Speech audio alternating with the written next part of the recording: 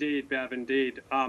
So if I could just bring you up to speed really quickly, in the east of Ukraine trust me, I'm being very as careful as I can. In the fog of war, there can be a lot of disinformation, especially from the Russian side. But the latest we heard from a very credible source is the city of Kharkiv, second biggest city in Ukraine, closest to the Russian border, is essentially being surrounded by Russian forces.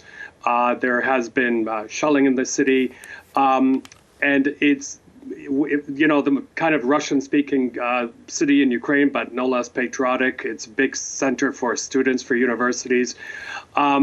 Actually, a theory I heard from a former senior Western ambassador last night, as late as last night, was that is the first strategy to take over Kharkiv, and to install a puppet regime there in the form of no one less than Viktor Yanukovych, who, as you know, was ousted 8 years ago, actually a few days ago, 8 years ago, in a massive uprising here.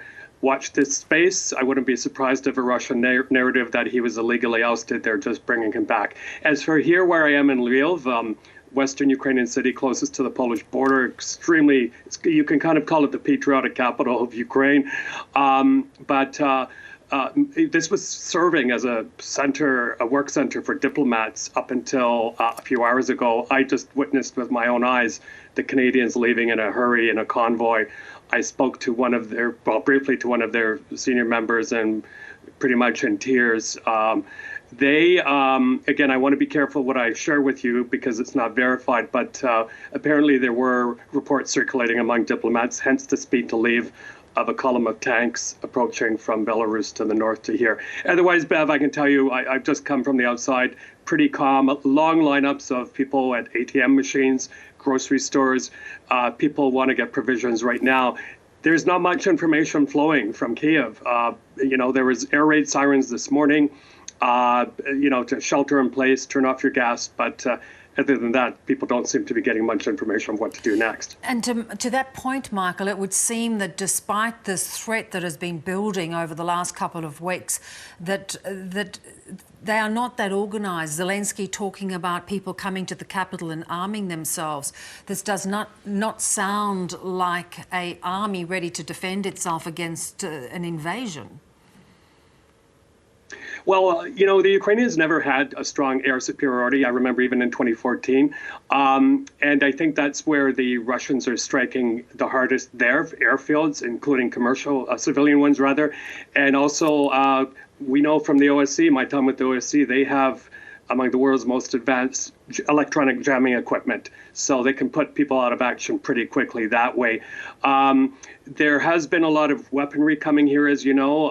There's been a lot of training, but I'm not so sure that reached up to the command and control structures. I was on air with a Spanish expert this morning, and he said among the top echelon of the Ukrainian Defense Forces, they have to share satellite phones. They only have a handful of them. Goes to show you what they're working with. Yeah, not prepared. Michael, let's go back to your earlier point. If they're installing potentially a puppet regime, are you talking about governance under Russian control from another centre other than Kiev? Yeah, probably Kharkiv, but I can tell you they will have massive resistance. In fact, that's what we're hearing from Kharkiv right now. Ukrainians will not tolerate this, and they will use whatever it takes to resist this. We might get to it in another question, but I think there's a feeling here that Ukraine has been let down by the West, and that pretty much they have to defend themselves. Yeah, and to that point, it is now absolutely clear that sanctions have had no impact whatsoever as a deterrent.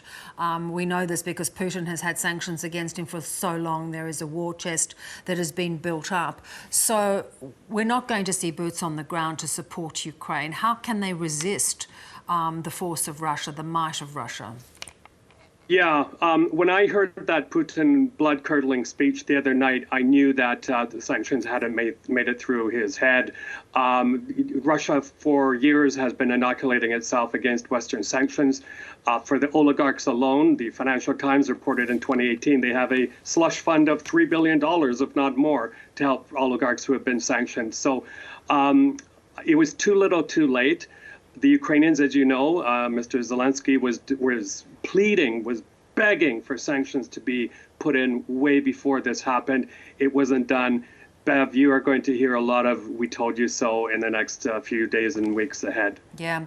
What is your sense of the timing of this, how fast it is going to happen, Michael? I was in touch with Atlantic Council experts this morning, many former military experts there, and their sense of things, at least from a few hours ago, were that the Russians were going to cripple the aviation system here, airfields, military airfields, and then perhaps there'd be a kind of lull, if you will, of a couple of days before the ground weaponry, ground troops could move in. There seems to be, Bev, a couple of strategies here. One is to cut Ukraine off completely along its borders. The other is to surround cities. So it's extremely dire. And I have to mention that as we speak, tens of thousands of people from the east are streaming this way to Lviv, other centers, Polish border. It's going to be completely overwhelmed. I hope the West was warned about this, but I hope the EU countries on Ukraine's borders are prepared for this, because that's exactly what is happening right now, playing out in front of our eyes. That's just heartbreaking. Michael, thank you so much for bringing us up to date with all of that.